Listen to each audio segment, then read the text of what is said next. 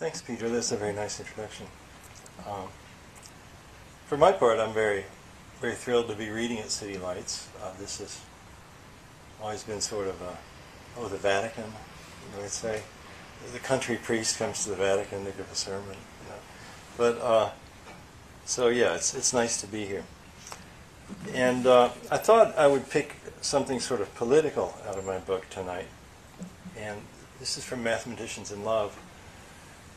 And before I start reading, I should maybe explain a couple of things. There's two men, mathematicians, they're graduate students. They're called Bela and Paul, and they're friends. They're working on their PhD at a school sort of like Berkeley. This is in a parallel universe that's very similar to ours, but it's not exactly the same. They have a stupid and evil president called Joe Dokes, and we'll hear more about Joe Dokes today. And they've just been to some weird other dimensional journey, and they've managed to invent this thing called a go bubble. And in a way, a go bubble, it's sort of like what a crystal ball would be if it worked really, really well. You can look in the go bubble and you can see the future, or you can also see what's going on. They're sort of networked, so in a way they're sort of like the internet. And though unlike a crystal ball, they're soft. They're actually these leathery bubbles, sort of almost like dinosaur eggs or something. And you can actually blow them, sort of like soap bubbles, and create them. And they're a form of analog natural computation. And so the part I'm going to read you, first I'm going to read a part where Bela gets back. He's been in this other dimensional region, and he meets up with this woman, Cami, who's sort of his girlfriend.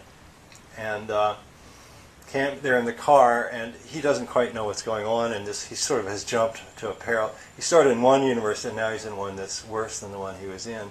And she turns on the radio, and she thinks he's stoned, because his story about what he's been doing doesn't make any sense to her. And then he's going to get together with Paul, and they're going to work on getting some go bubbles together. And another thing to make it exciting, Bela is also, he's become the lead singer in a rock band called Washer Drop, and they're about to do a big concert at the stadium, where the naming rights have been sold to the Heritageist Party. They're Joe Dokes' political party. And so it's called the Heritageist Stadium. So with that, I think I've told you enough to get started. Cami fiddled with the radio. There's hardly any stations. Oh, here we go. This week, the 100% campaign has been gaining a surprising amount of traction, said a journalist's voice. When President Dokes proposed his 100% campaign in his State of the Union message last January, the notion was derided and then ignored. But somehow, a series of news developments over the last few days have brought the 100% campaign to the front burner and to full boil. I hate those freaking anti-humanity pigs so much, said Cami, reaching for the radio. Leave it on, I said, touching her hand. I need this information so I can orient myself. Oh, this news is going to be perfect for you, where your head's at right now, said Cami. It's going to seem like you've ended up in a sick, weird, evil, alternate reality. Feel it, bud. That's the world we're living in. The show had switched to a tape of Joe Dokes at a recent rally. In these perilous times, our nation deserves 100% Heritageist government. We can afford no less. Now, I don't mean to question the patriotism and honesty of each and every member of the Common Ground Party, but if you buy a dozen eggs and 1 or 2 or 3 of them is rotten, common sense says you get your money back and a fresh dozen from the store. His voice was dry and humorless as a locust's chirp. What I'm saying is simple common sense, continued Dokes.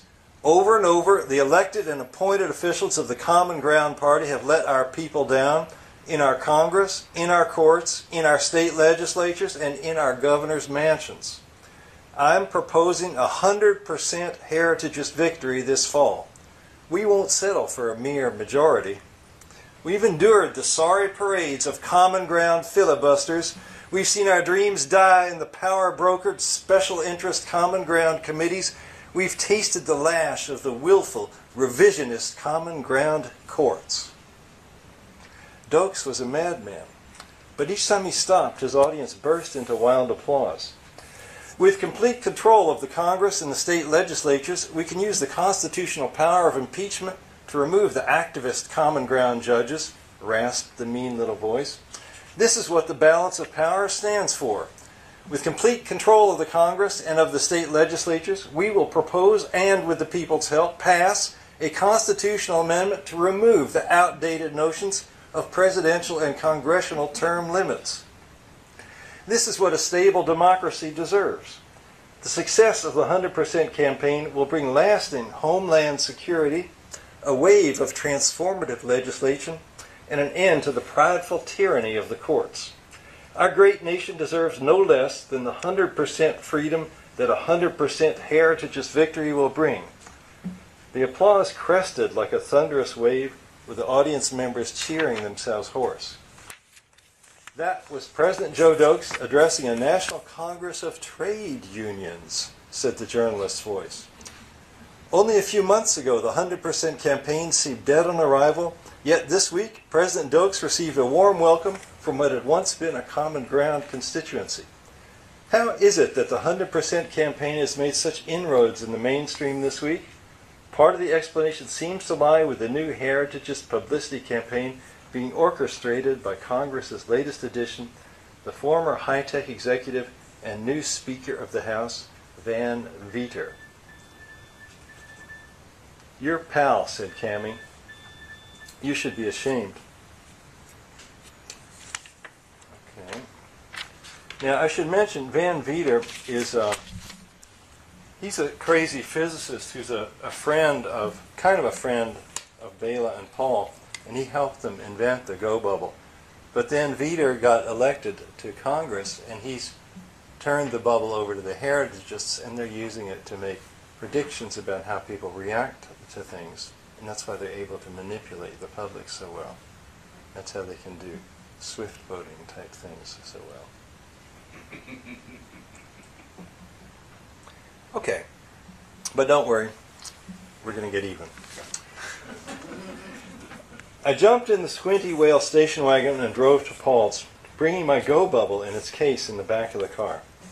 I could have re-attempted asking it what Paul was up to, but I didn't. Whenever I was using my Go bubble, the heritagists could spy on me. Paul greeted me with a smile. An odd smell wafted from his house, accompanied by a staticky hiss. Resting on the hall table was a Go bubble showing Paul mowing the grass around his house while lustily singing the Star-Spangled Banner. That's special Paul, said Paul. He lives in my Go bubble. Wait a minute. He lives in my Go bubble.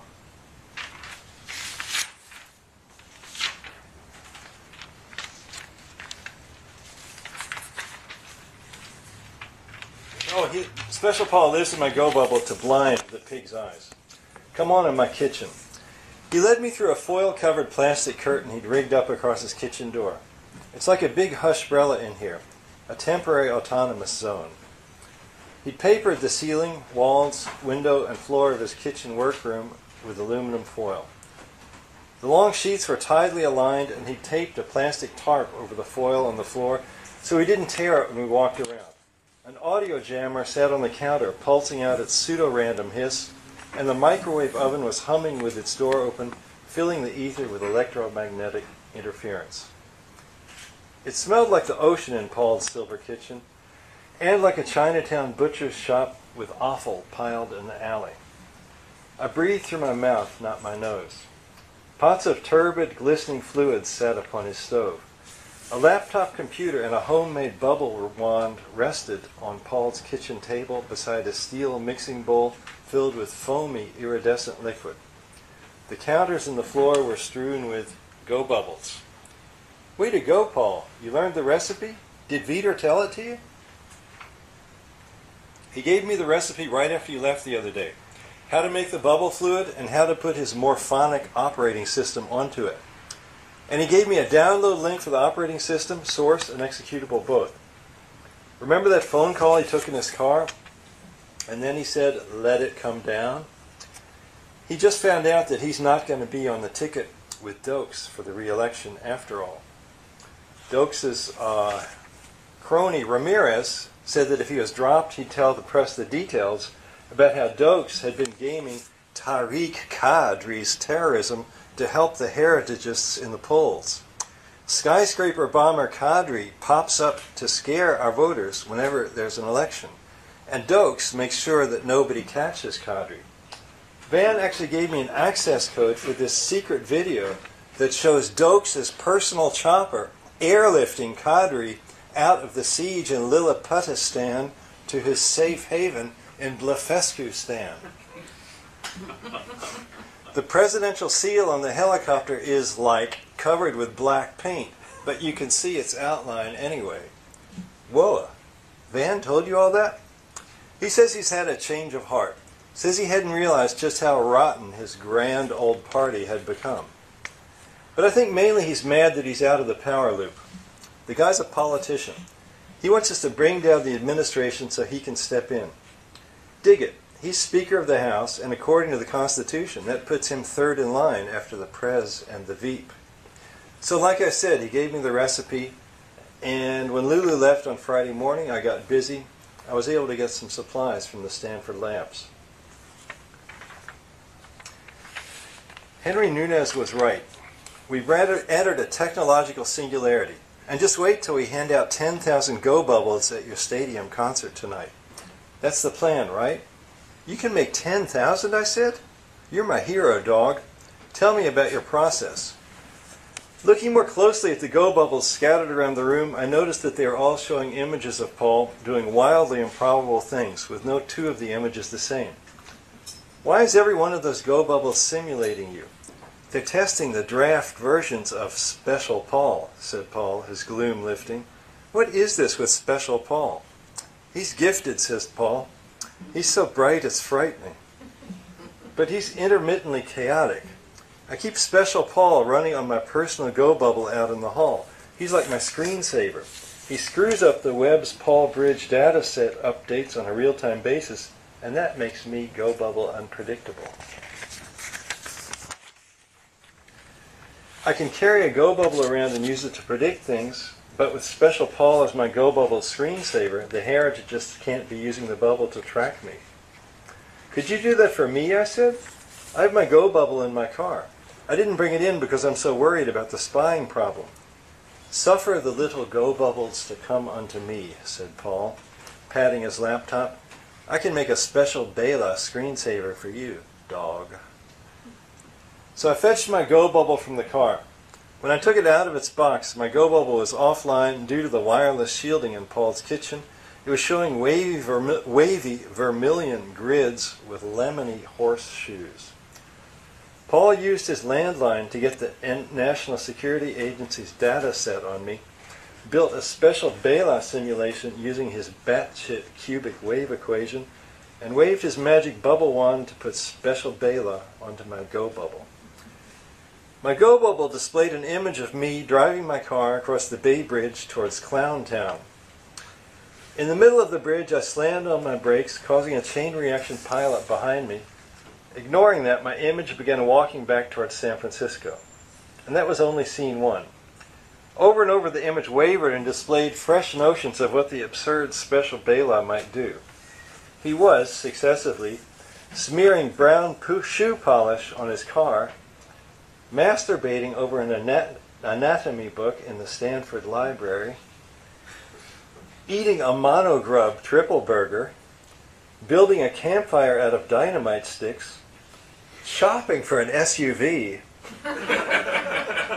and doing push-ups on a floor covered with shattered bottles. Special Bela, said Paul. Keep him near you always, my son. But right now, park him in the living room. From now on, you can use your Go Bubble without the heritages tracking you. Whenever it has a spare moment, your Go Bubble will be running Special Bela to ruin everyone's predictions about me, about you. Paul produced a gas-powered leaf blower from beneath the kitchen table. Wired copper bubble wands were taped to the nozzle, fed by plastic tubes snaking back around the engine to a plastic gas can filled with bubble goo. 3 more full cans were under the table. "The craziest mathematician of them all," I said admiringly. "You're a monster." We've got some empty seats up here if you want to come up and sit down. My motorized multi-wand bubble blower can pump out 10,000 bubbles in under 5 minutes. I'm bringing it to your concert tonight. Lulu's coming with me. "Power to the people," I said, handing him 2 tickets and crew passes. Which reminds me, I've got to head up to Heritage's Park for our sound check with Anticrystal. They're opening for a Polish heavy metal band called Anticrystal. His band is called Washer Drop. We made some plans for what to do after the concert, and then I was back in my squinty whale station wagon with Special Bela busy on the go bubble next to me on the passenger seat. Special Bela was canvassing door to door for the Heritage's party. I had it in my mind that we should be playing my new song, 100% Asshole, when we released the bubbles at the concert's end. So at the sound check, I talked up the song to Anticrystal, that is, to Vaclav Smorinsky, Jutta Schreck, guitarist Stanislaw Mostovsky, and the drummer Abdul Mohammed. Being near the Anticrystal members felt like mingling with gods. Each of them had the indestructible aura of a Platonic archetype. I hardly knew which of them to stare at. Seeing Waclaw in the flesh, glowing and twinkling, any thought of my being jealous about him sleeping with my girlfriend Cammie evaporated. This guy was way out of my league. Anticrystal was an astronomically bigger name than Washer Drop. Even so, I kept pitching the notion of them playing our new song until What the Hey and Opanawak Si, that's Polish for be cool, Vaclav, Jutta, Stanislaw, and Abdul said yes. They were loose enough to think it would be a fun goof to surprise their fans by a 2-band encore jam with the Washer Drop newbies. It helped that Jutta had become obsessed with Cammie and with our song Oil Pig, which was why we'd been asked to open for them. And that, by now, Vaclav had a thing for Cammie. Jutta was flirting with me too, I think, but I kept my distance. She was pretty formidable with her mask-like expression, mirror-reflecting full-eye contact lenses, and thigh-high silver leather boots, even though she was laughing and smoking pot and goosing people with the tip of her bass guitar. I could hardly wait for dark, and finally it came. The concert was everything we'd hoped for. Washer Drop played the first set. It was amazing to perform at such a big venue.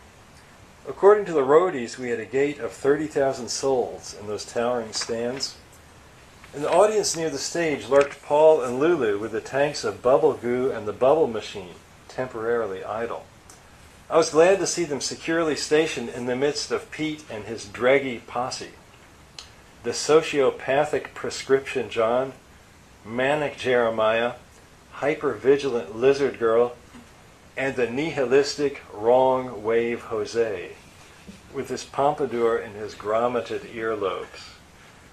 I was a little concerned that Sandoval might show up to execute a hit on us, although so far he was nowhere to be seen.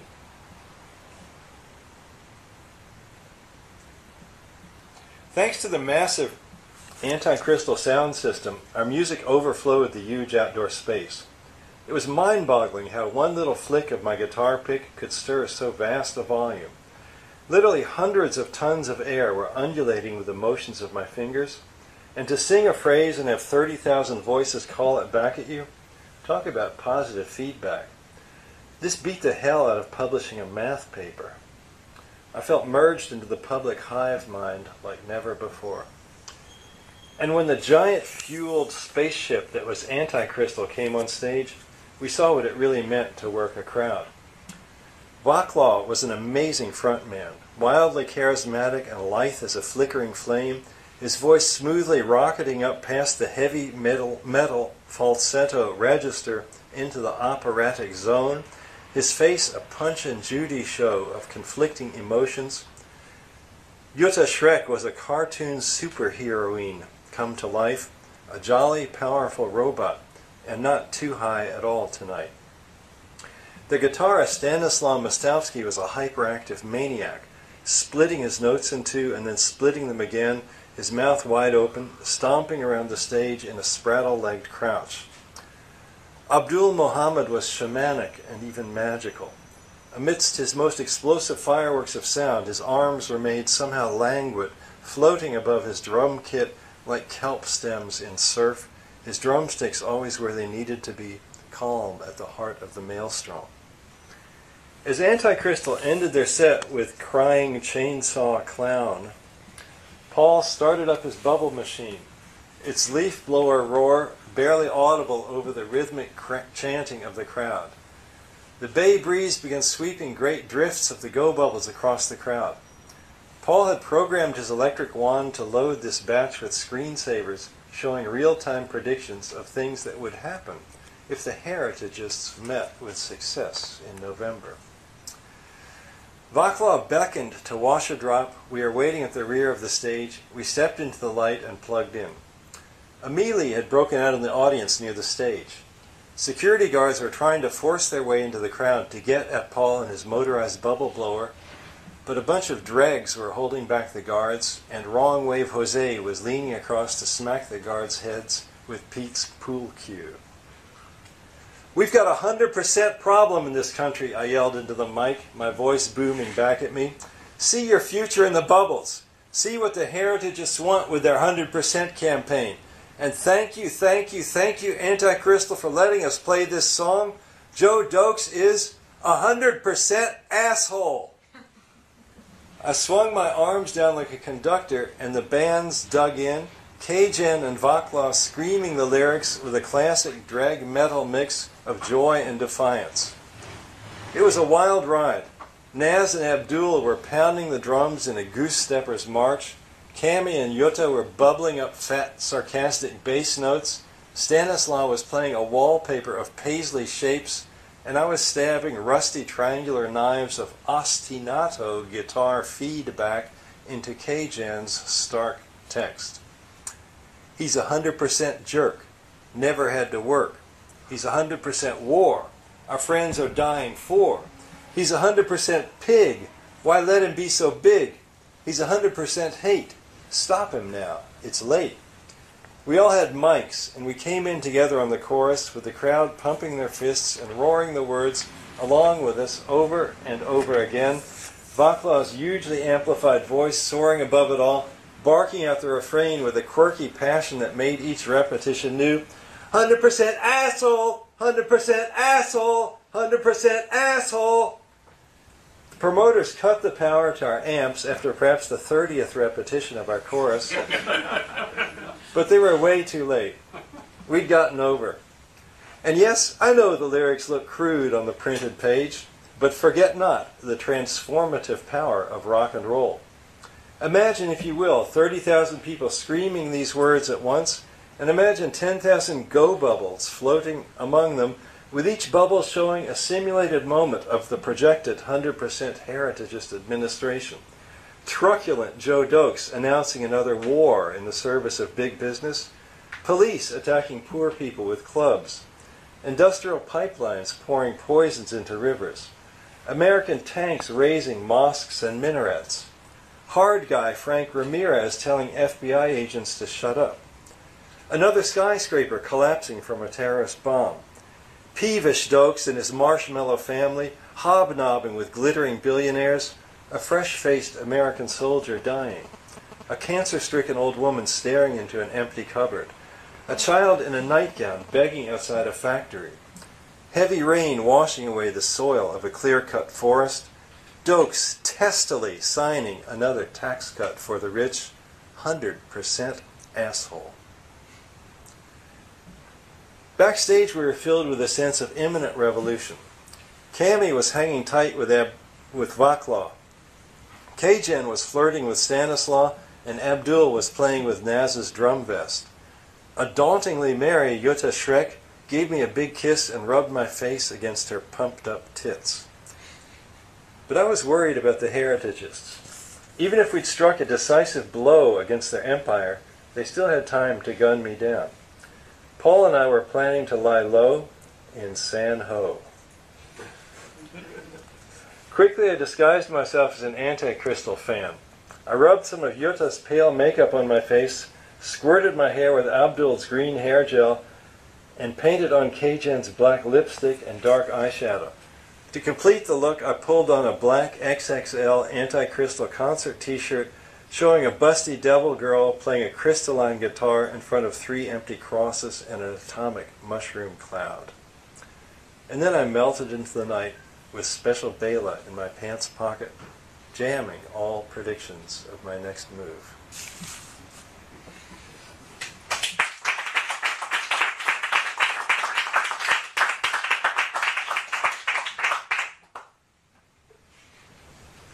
So let's do questions for about half an hour.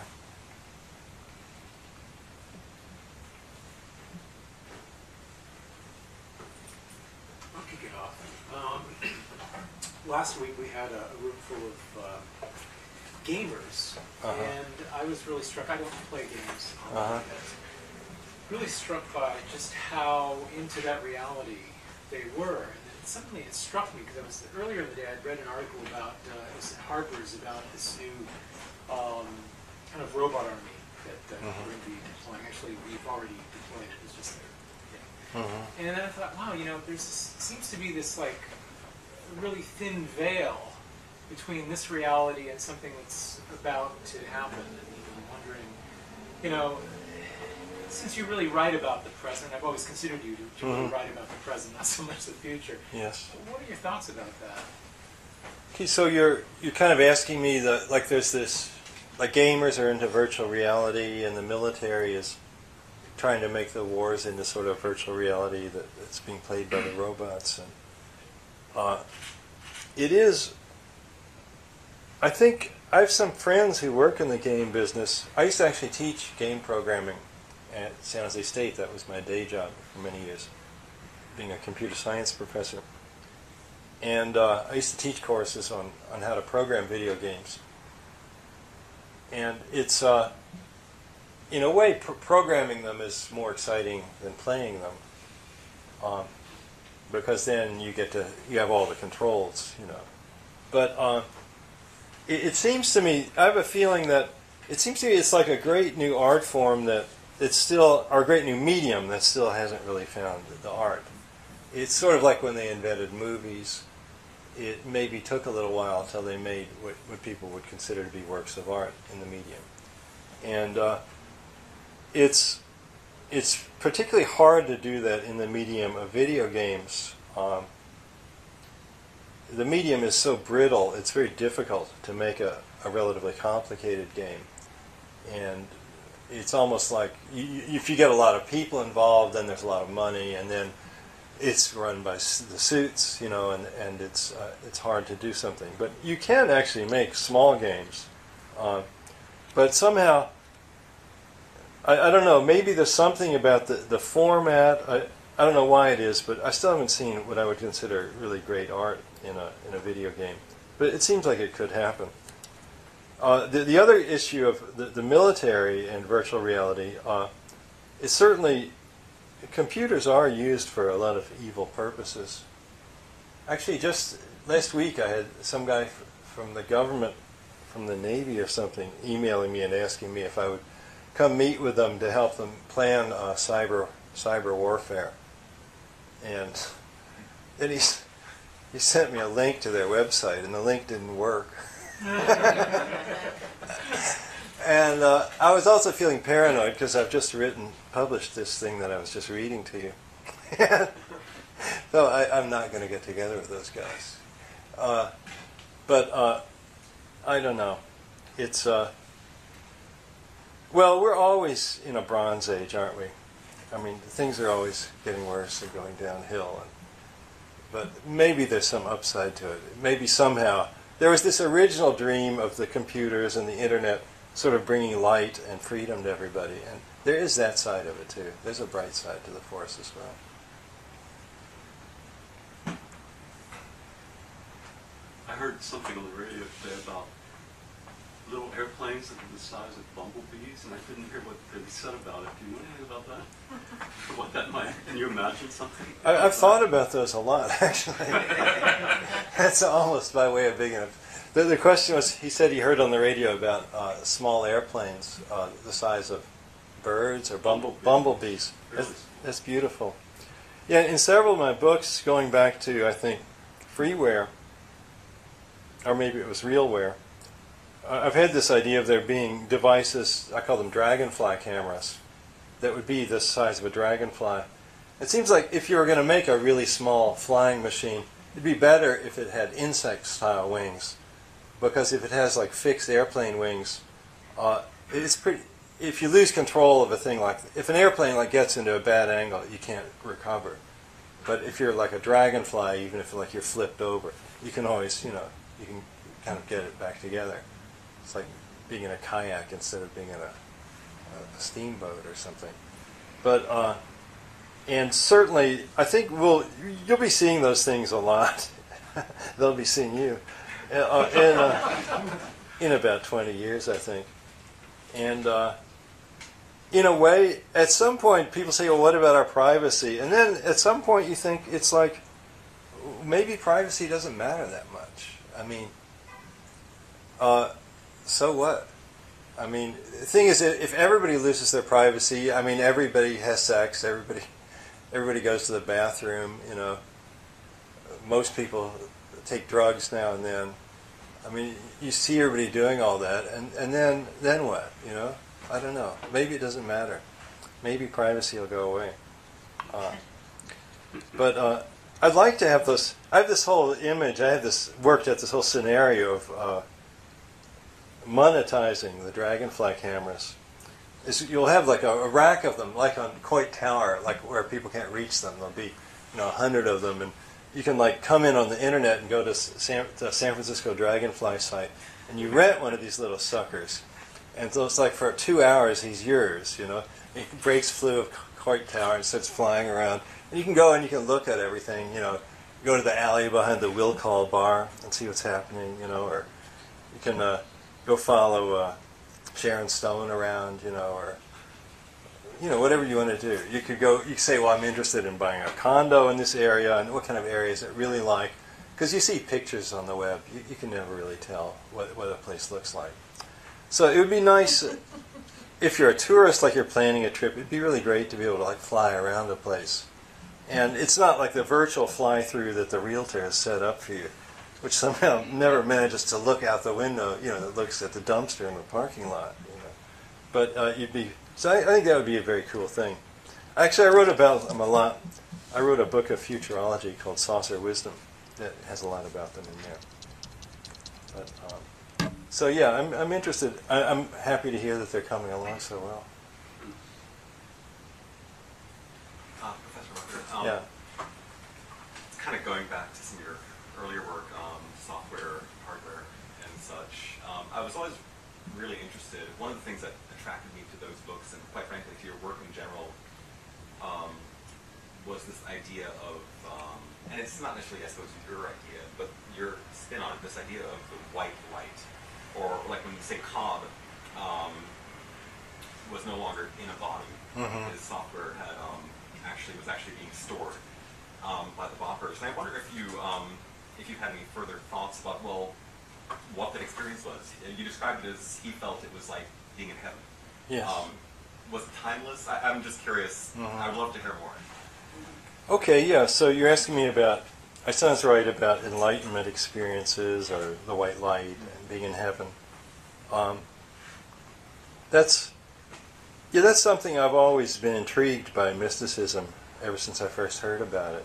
And now and then, but never for very long, in my life I've had sensations of seeing, the white light, or maybe hearing God talking to me, saying something like, I love you.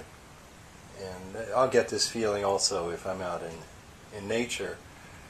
Now and then you can get it, so you really just feel like you're part of it. You're one. You're merged into the universe, and it doesn't really matter where you start and where you end. And you're part of the overarching cosmos, and that's. I've been when I was about 13, I became very frightened of dying. Somehow, I don't know, it just struck me that I was going to die, and that bothered me. I thought about it a lot. And so one reason that's why I turned to philosophy fairly young. And that's mysticism is one way out. The idea that, well, if you have the idea of that we're sort of shattered little pieces of the one, and when you die, it's like the dewdrop sliding off the blade of grass into the sea. And, you merge back in. And then it would be interesting to write science fiction about heaven. In a way, I tried to do that in White Light, because there I had a guy go, and he's where the dead people are. And not too much has been done with that. Though in a way, Dante, Virgil was his guide. The Paradiso, it's a whole riff about, the afterlife, which is now, in a way, it's science fiction, though without the science. And these days, I like to do yoga, and if you're focusing on stretching your muscles and breathing, it's a way to stop thinking. 90% of the time when I'm thinking, I'm either worrying about things that I have to do, or things that I think I should get that I'm probably not going to get, or also feeling bad about things that happened to me in the past that I did incorrectly, or feeling sad about the fact that I'm getting older and I'm going to die. I'm closer to death than I used to be. 90% of the thoughts that I have are, not that pleasant to have. They're useful. Obviously, I have to sort of sweat it a lot, or I wouldn't write all these books. But it's nice when you can turn your brain off, and I think yoga is pretty useful for that. Or even just sitting in the backyard in the sun. My happiest mornings is when when I'm working on a book. Like right now, this is my next novel at this point. And, so I'll take this scrap of paper out in the yard, and then I'll lie there on my yoga mat in the sun, and I'll look at it and just think about it. And I like to look up at the branches. I wrote a book a couple of years ago called The Life Box, the Seashell, and the Soul. And that's pretty much, that summarizes all my thoughts about philosophy at this point in my life. And my feeling now is that nature itself is very intricate and is doing very gnarly, interesting computations. If you look at something like the motions of a handkerchief, you actually can't simulate these on a computer. You'll see things like fabric, but it moves in dull, boring ways. The computation is much more complicated in the real world. And I have a real kind of appreciation for how rich and intricate nature is. So those are some of the thoughts that come to me along the lines you suggested.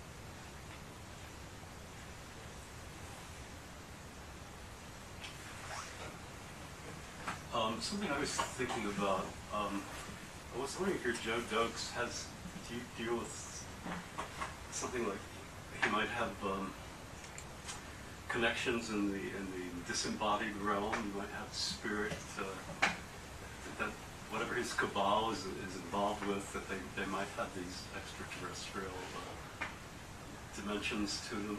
Do you deal with that sort of thing at all?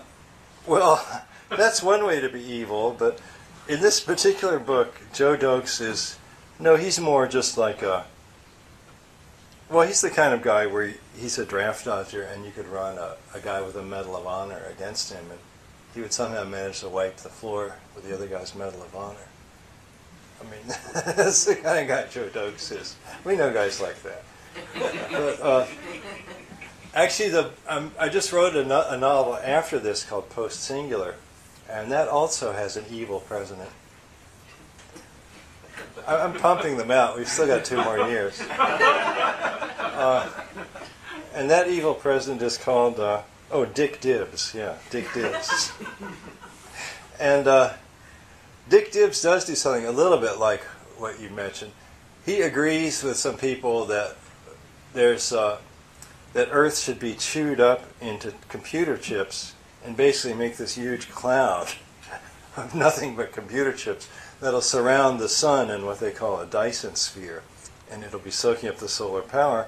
But it's okay, folks, because those chips are going to be simulating our Gaia, our Earth. We'll all be living in virtual reality. It'll be virtual Earth 2.0. And of course, unless you're a member of the Heritageist Party, you're not going to be simulated in the virtual Earth. So that's sort of a falling in with the aliens. Actually, my editor was telling me to lighten it up, because this book, he said, look, you can't keep this up forever. So I think in this book, there's actually a cousin of Dick Dibbs.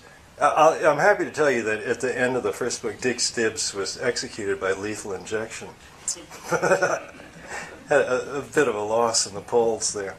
But then his cousin, Dick Two Dibbs, that's T-O-O, that's his middle name, Dick Two Dibbs, got elected. But I'm going to make him, actually, for a change, he's going to be a fairly reasonable guy. Because we're about to be invaded by two alien races, the Kang and the Rull. So it's going to be a pretty serious situation. Yeah. You mentioned, I think, in a book called Fourfold, about, I guess it would be 3D cross-sections of a four-dimensional geometric object, and that some people were able to train themselves to see it much like people picking up one of those magic picture books. Mm-hmm, mm-hmm. Yeah, okay. Yeah, the question is about learning to see the fourth dimension. And there was a mathematician called Charles Howard Hinton in the 1880s. And he actually taught at the Cheltenham Ladies' College. And he made a set of cardboard cubes that he thought would help people to visualize the fourth dimension. And actually now we have, if you search the web, you can find some pretty good computer simulations that show tumbling four-dimensional objects. But these are pseudo 3D. Yeah. Well, in some sense, the computer screen is glass, and in principle, what's on the other side of it could be four-dimensional space. But it's projected onto the... When you see something normally on the screen, it's projected once from 3 dimensions onto 2. But to see a four-dimensional thing, it's actually projected twice, from 4 to 3 and 3 to 2. But so you can see them, and you can look at them and try to wrap your mind around it. And in principle, yes, our brain is three-dimensional, but there's no reason you can't learn. It's just a matter of focus and thinking about a lot. And but it's hard because so much of our visual processing, it's not something that you learn. It's something that you're born with. It's our wetware knows it. Evolution. Sometimes people say that you could build, if you had a computer with a petabyte, petaflop computer, it would be as smart as a person. But the catch is it wouldn't have the software. And we're born with installed on us this structure in our brain that has evolved over the millennia.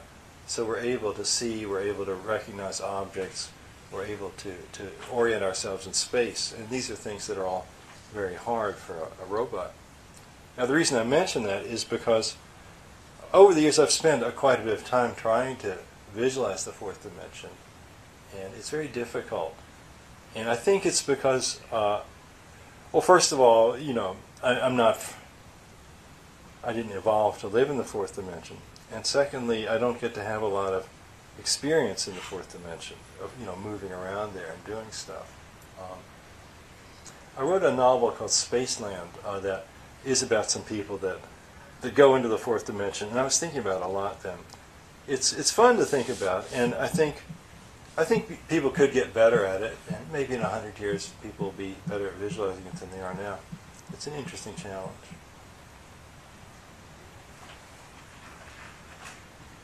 I thought time was the fourth dimension, so we read all the time anyway.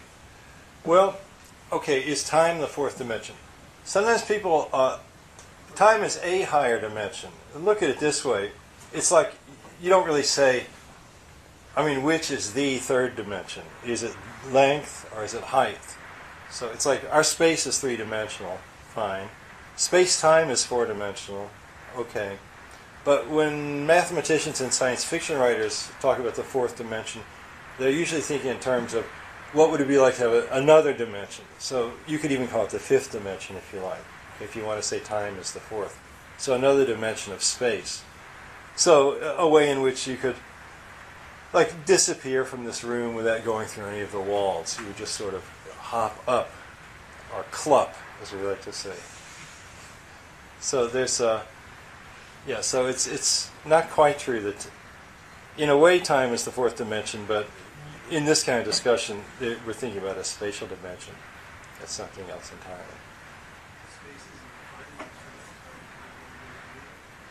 Excuse me? Space isn't really defined without time continuum. Are those fireworks? I think so. It's from Chinatown. Is it New Year's? We're getting near the board. Cool. Once when we first got here, we were walking around Chinatown, and there are these guys lowering down this string with, there must have been 10,000 firecrackers on it, and they're all going off. It was really cool. We're like, can we buy these? You know, they're like, no, not from us. Yeah. Gee, that sounds great. But I don't have too much more to say about space and time. I did write a book called The Fourth Dimension that has a popular book that has a lot of stuff about it in there. But you could have a four-dimensional space plus then have time on top of that, and we just haven't noticed the other dimension of space yet. It's not impossible.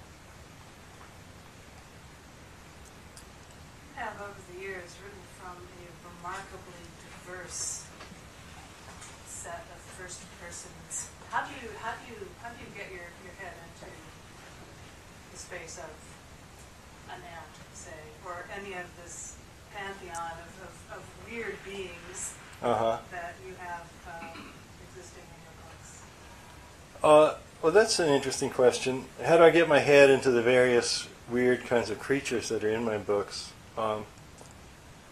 When I was first starting, I remember thinking it would be hard to write a robot. I mean, how do I know what a robot is like?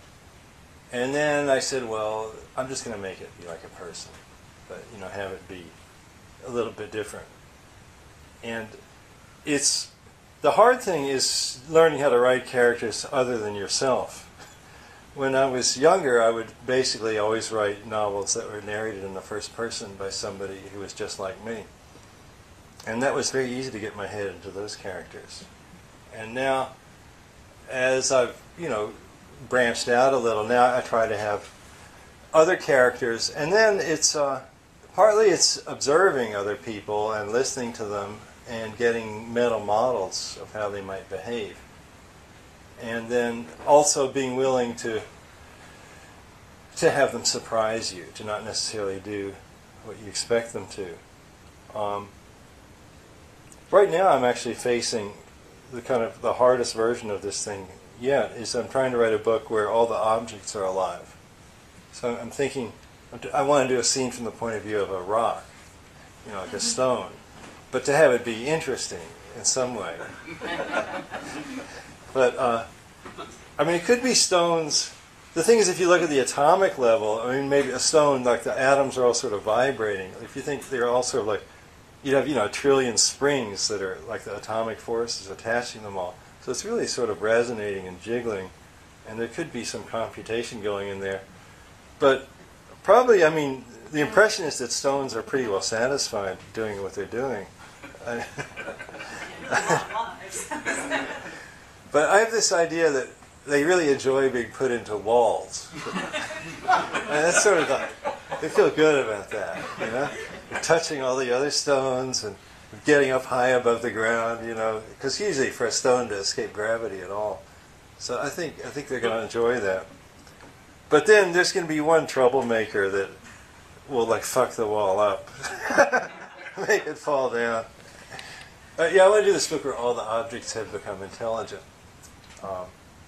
That's actually, there's a philosophical tradition. There's two words for it. There's panpsychism and the idea that everything has a psychic element to it. And you might think it means the notion of the oversoul, but that's not really what is meant by panpsychism. It's not meant that there's one great mind. It's meant that each object has a mind. The chair has a mind. The book has a mind.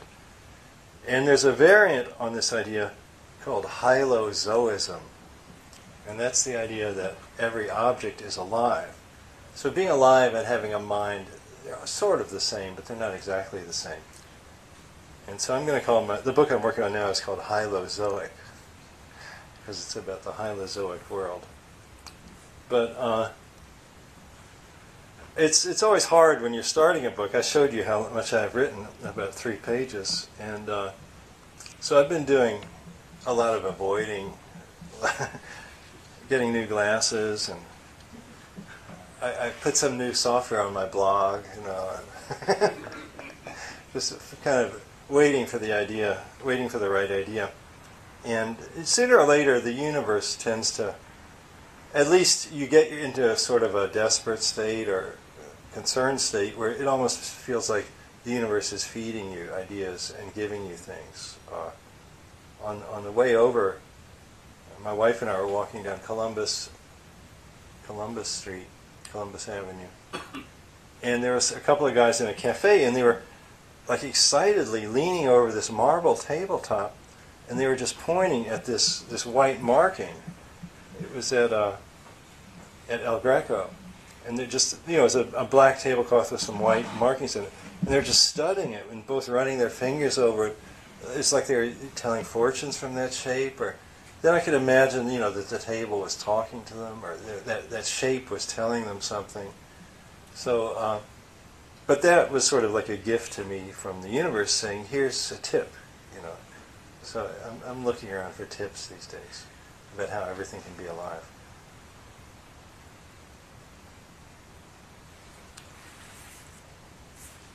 Beautiful way to end it. Yeah, maybe that's a good place to stop. Thanks.